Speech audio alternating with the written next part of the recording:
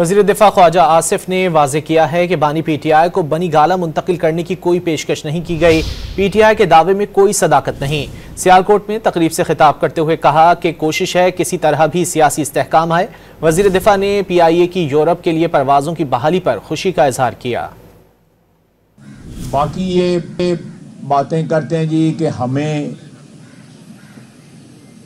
کوئی آفر ہے کہ جی بنی گالہ شفٹ ہو جاؤ، فلانی جگہ شفٹ ہو جاؤ، فلانی، یہ سارے ان کے اپنے خیالات ہیں، اپنے تخیلات ہیں، ان کو کسی قسم کی اس قسم کی کوئی آفر نہیں ہے۔ اور کل جو ایک پی ٹی آئی تباہی کر کے گئی تھی کہ پاکستان کی فلائٹس جو یورپ اور برطانیہ کے لیے پچھلے 4.5 سال سے بند تھیں، اللہ تعالیٰ نے بڑا کرم کیا۔